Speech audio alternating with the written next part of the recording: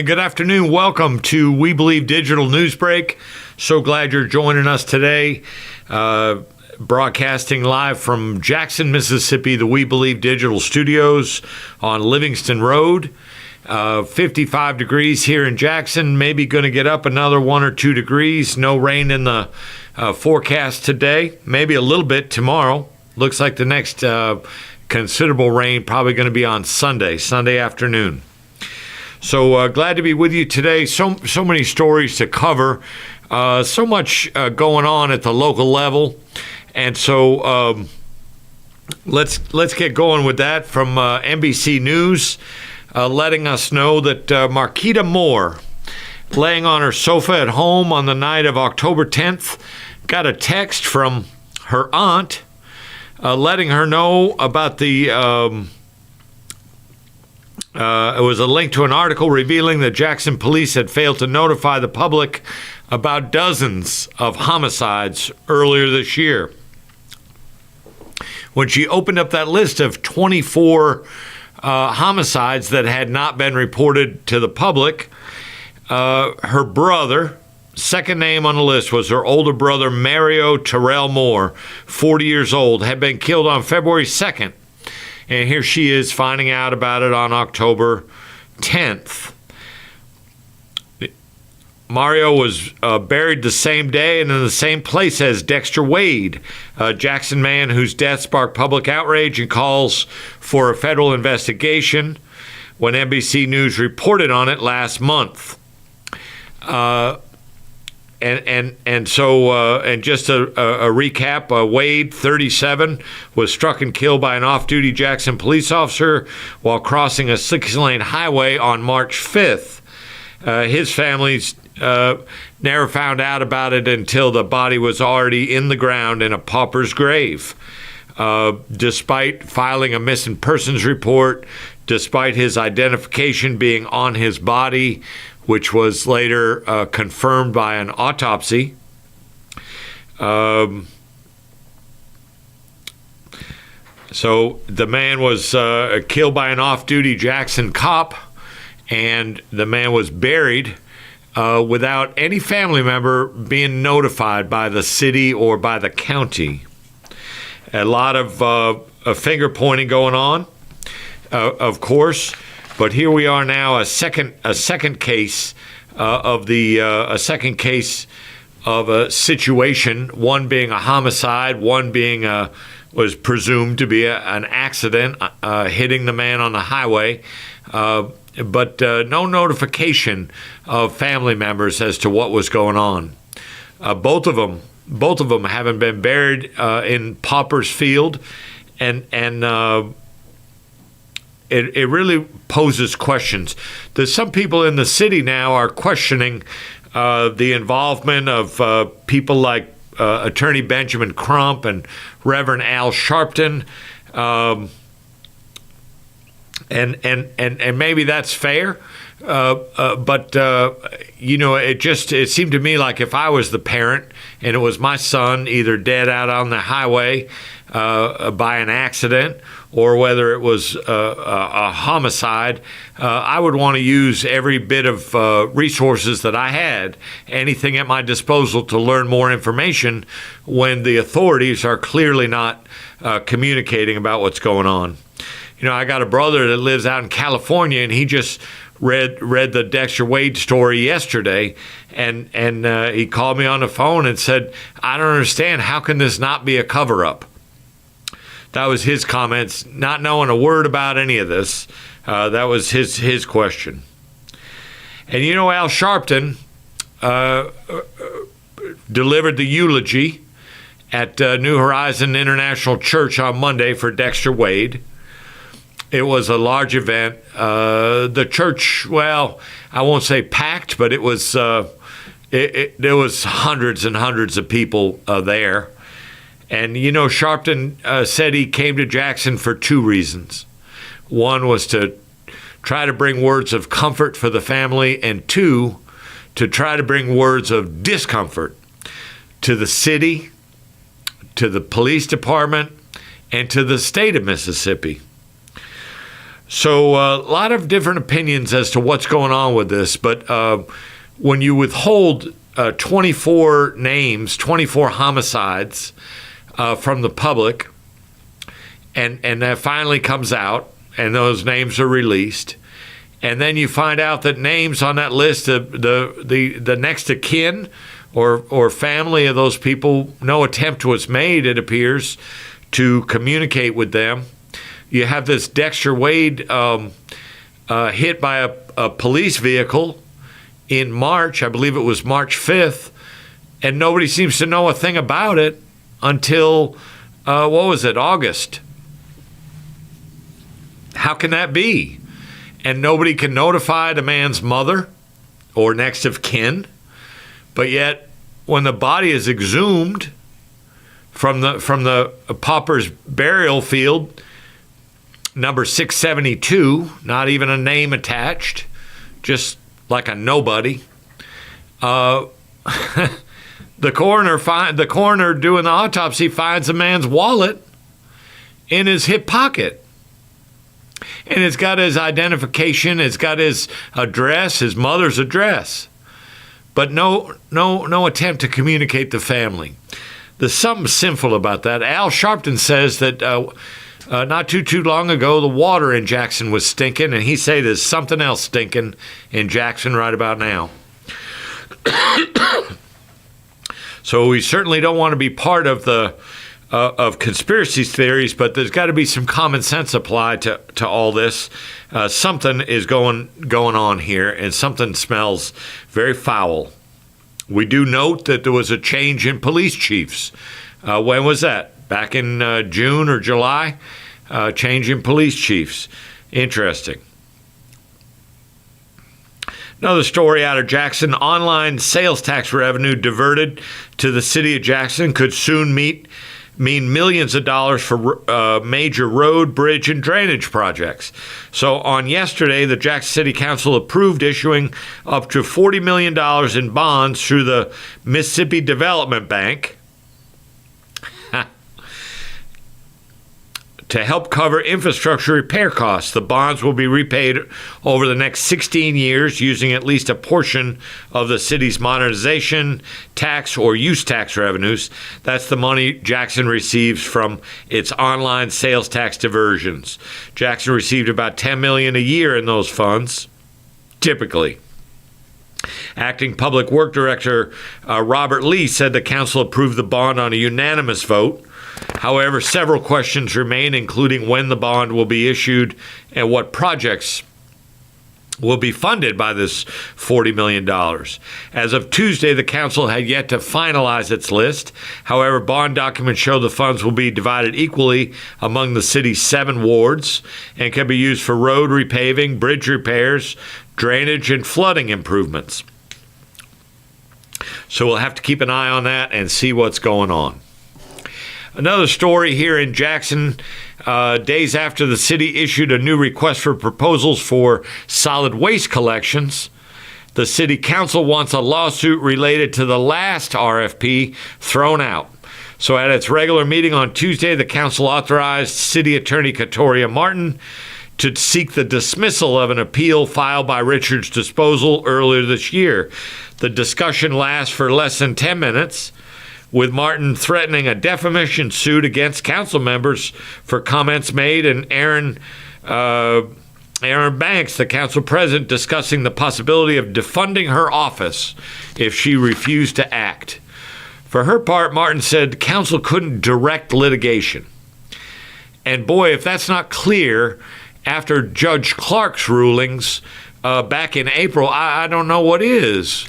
The council thinks it can direct litigation, and it just doesn't work that way. City Council's authority is to approve or disapprove settlement agreements. What I would say for the record is we thoroughly discussed this in executive session, and we made it very clear that this is not in the best interests of the city of Jackson. So a lot of willfulness going on down there on the city council, a lot of willfulness. And I don't know if everybody's thinking things through. I think certainly there's a couple of people that are. It becomes pretty clear, but others not so much. So we'll talk more about that.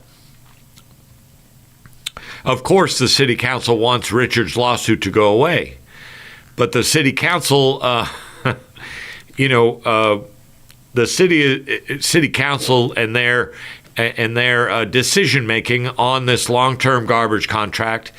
You remember all that left the city with trash piled up for 17 days on the streets. 17 days. And then finally, remember, the one who's now the council president again, Aaron Banks, he yielded. Some people would say caved in, but he yielded. He fought against this Richards disposal contract for 18 months, fought vehemently. And then in the end, he appeared to bow to the community pressure, which said, knock it off, people. These people know how to pick up trash. They've been doing it for well over a year. Give them the contract. And so on the 18th day of trash on the streets, Richards Disposal got back to work again after Aaron Banks had changed his vote. There's another story related to this. The new RFP for the trash has been put out just, last Thursday, I want to say. Jackson City Councilman Ashby Foote, now will you be shocked by this, from Ward 1 said the city may only see one or two vendors put in a bid for a new garbage contract. Said the low interest in the bid. Now, how does he know it's a low interest in the bid? I mean, the ink is hardly dry. How does he know it's a low interest in the bid? There's weeks to go before responses have to be in. But he seems to know a few things. Wants the publicity, wants to pepper the pot as much as he can. It could mean a more expensive contract for the capital city, he told WJTV. He accused the mayor of putting gotcha features in the RFP. Gotcha. According to the RFP, all of the winners' trucks have to be 2 years old or newer. Foote believes that provision appears to be written specifically to benefit Richards Disposal. So there's not so it's a crime by the mayor to want to have with these contractors making all kinds of money. It's a crime by the mayor to want to have new bright shiny trucks picking up the trash. I don't think it is.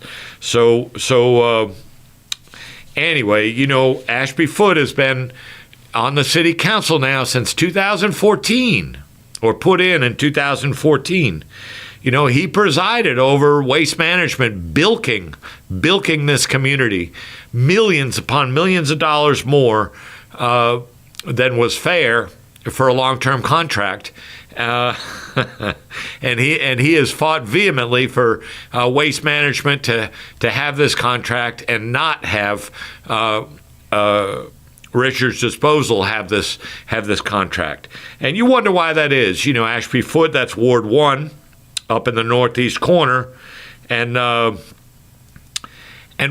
just submit to the viewers, Waste Management has had this contract for 38 years.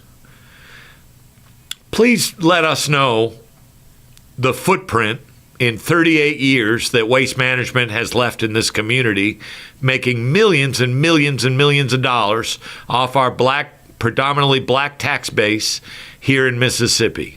What footprint have they left?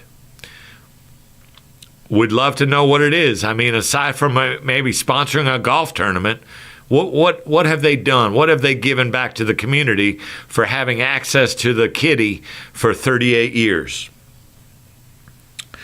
Coming up on the end of the first segment here, Jackson State, last Saturday, tough day. Lost to Alcorn 28-24 at the Vet to end the regular season. Tough day. Looked like there were, moments of momentum for both teams, but in the end, Alcorn State had the better team that day, won the game fair and square. Alcorn State has the 7-4 record, same as Jackson State. They won the battle of the Soul Bowl, but it looked like they lost the war because before the game was over, it was announced that Prairie View had won the SWAC West by defeating Alabama State. So Prairie View will be up against Florida A&M in the SWAC championship this year. I don't have the date for that right in front of me, but we'll get that to you later on. So we'll dip out now for a couple of commercials. We'll be right back with you.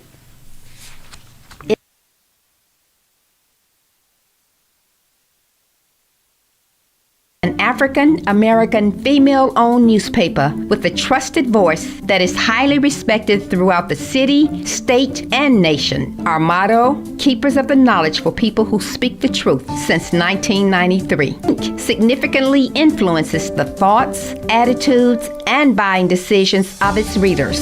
Call us at 601-368-8481 for your advertising needs. If you would like to receive a newspaper in the mail each week, our annual subscription is only $52 per year. That is only $1 per week for you to stay informed regarding many stories that you can only get in the Mississippi Link. Sign up today at themississippiLink.com and click on Home Delivery. Welcome back, everybody, to We Believe Digital Newsbreak. You know, here we are in the state of Mississippi, where today is just another day that no Republican elected official has called for hearings. No legislators, nobody has called for hearings on the largest fraud case in the history of our state, where upwards of $94 million were pilfered from the TANF funds intended to provide a safety net for the poorest of the poor in the poorest state in the nation. And these Republican administrators, appointees of Republican elected officials, pilfered that money. Horrible, immoral, sinful behavior. But nobody calls for a hearing on it. They don't call for a hearing on it. So what message are they sending to their constituents? It's a sad day. A lot of sizzling going on in Mississippi. Story from Mississippi Today. Two state officials confirmed to Mississippi Today that state and federal authorities examining what role, if any, the Rankin County Sheriff Brian Bailey played in the August acquittal of former Capitol Police Officer Stephen Frederick for DUI. Sheriff is already under scrutiny with regard to the self-described goon squad inside the department.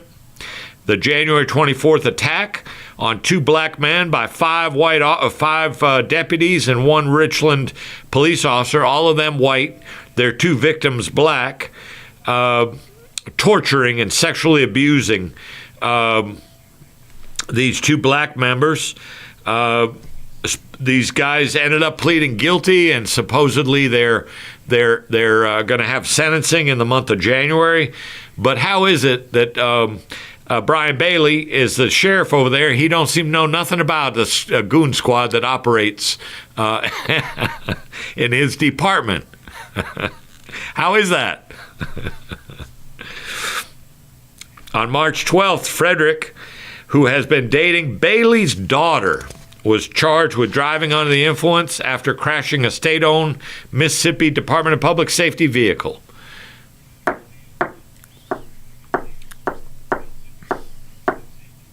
He ends up getting acquitted of the DUI. The feds want to know, and other authorities want to know, did Bailey have anything to do with that?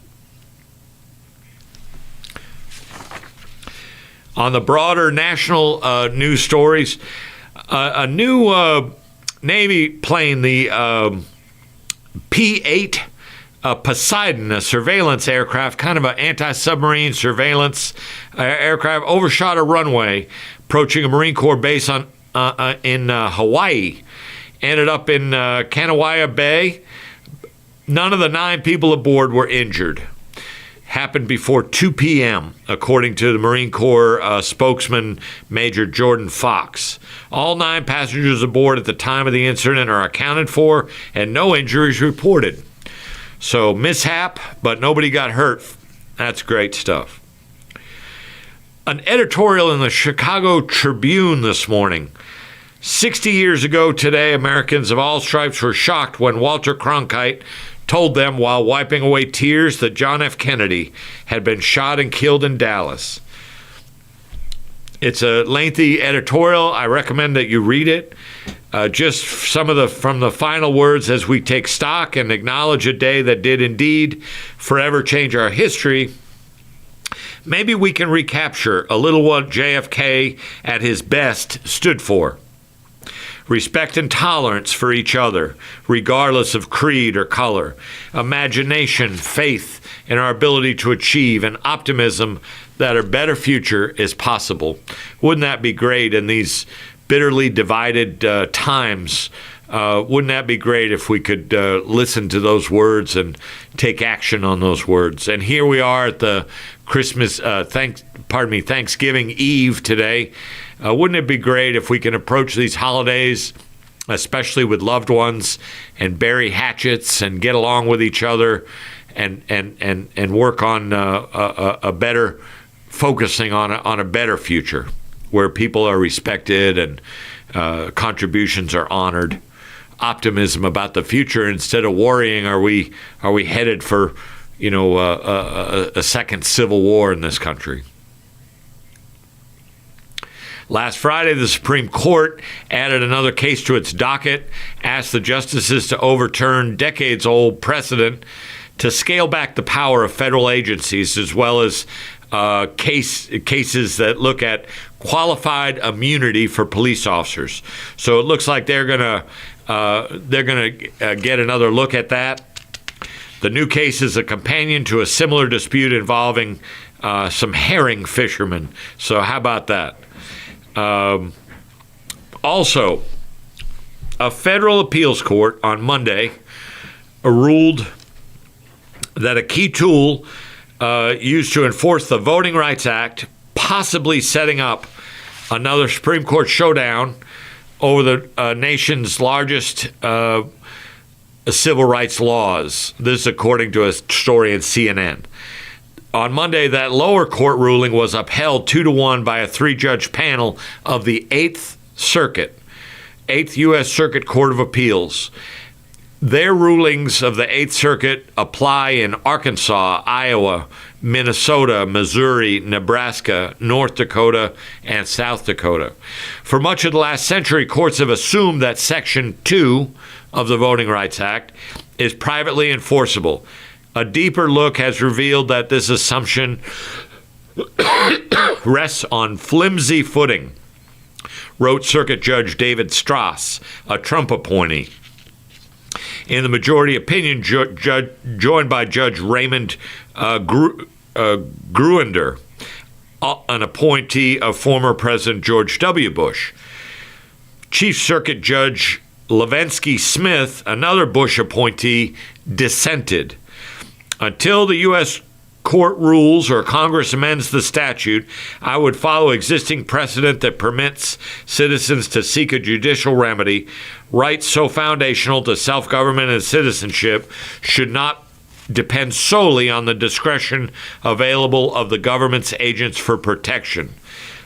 It's believed that this will go to the entire beyond this 3-judge panel. It's believed that this decision that affects voting rights deeply across this country will go to the en banc or the full court coming up sometime soon.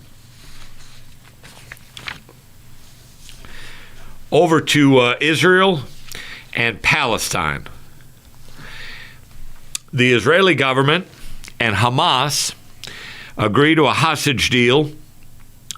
The deal could include exchanging about 50 women and children for around 150 Israeli-held Palestinian prisoners, sources say. Israel's government and Hamas announced they agreed to the deal that could see at least 50 hostages relieved at this period of time. The deal, which is not yet final, could be appealed to Israel's Supreme Court. Also calls for a 4-day truce as hostages, all women and children, are freed. Then moving forward, the goal here is, or the plan, the release of every additional 10 hostages will result in one additional pause in the fighting, according to Israel's government. The deal also includes the release of 150 Palestinian prisoners that are held in Israeli jails. Israel's government said it will continue the war in order to return home all of the hostages, complete with the elimination of Hamas, and ensure that there will be no new threat to the state of Israel from Gaza. The fighting has been going on now for over 8 weeks. Israel Defense Forces estimate 1,200 people killed in the October 7th Hamas attack on Israel, with 236 people still held hostage in Gaza. Gaza health officials say the death toll that has surpassed 14,000 after weeks of Israeli attacks. United Nations and other officials have called for the situation in Gaza, called it a humanitarian crisis. So Israel trying to root out Hamas camps in Gaza. Gaza is part of the Palestinian land. Very complicated. Lots of suffering, lots of death. Lots of people taking sides. Shifting now to Rio, in the beautiful country of Brazil. Argentina, Captain Lionel Messi accused the Brazilian police of brutality as the start of their World Cup quarterfinal against Brazil was delayed by half an hour after clashes between police and visiting fans at Maracanã Stadium on Tuesday. Brazilian and Argentinian fans started fighting behind one of the goals during the national anthems, prompting police to charge at the traveling contingent with nightsticks drawn. Some Argentinian fans responded by ripping up and throwing seats at the officers, as other fans panicked and came onto the field to escape the fighting. So, World Cup going on in Rio, fighting breaking out. Lots of fighting, lots of people with divergent opinions, and lacking the ability to accept and respect one another. Don't have to like the other person's ideas, but at least we can hear them out and realize there are more ideas than our own. So the world, this country is not, was not at least, at least hypothetically, not set up to be my way or the highway. I keep thinking about those magical words, "we the people." Keep thinking about that. If you missed the details of the Dexter Wade funeral, there's a lengthy article about that in the Mississippi Link newspaper, which is released online. It's available for you to read online right now. Just go to the MississippiLink.com. We got some great people working over there, including some wonderful young interns from Jackson State, the I Love University. So please take a look at the Mississippi Link newspaper. We thank you so much for your support of We Believe Digital Studios. We thank you for supporting our new radio, our radio station here at We Believe Digital, We Believe Radio, live streaming 24 hours a day. We're looking at plans now to expand, presently almost completely a music format, but we're working on expanding that more and more and more. But in the meantime, you got Southern soul, gospel, and blues playing just about around the clock right now. Just go to WeBelieveDigital.com and scroll down till you see the radio button and click it on, and you're good to go. We're working on development of an app that you could be able to download to quickly access We Believe Digital Radio. So we thank you so much for your support, and we wish you the happiest of Thanksgivings on tomorrow. All kinds of people traveling. We pray for their safe travels and hope everybody has a righteous and enjoyable holiday, and maybe just possibly for a lot of people that work so hard, maybe a chunk of hours that they could just have a little bit of peace for a happy Thanksgiving. We'll see you on a week from today, next Wednesday, for the next edition of We Believe Digital Newsbreak. Take good care and take care of each other.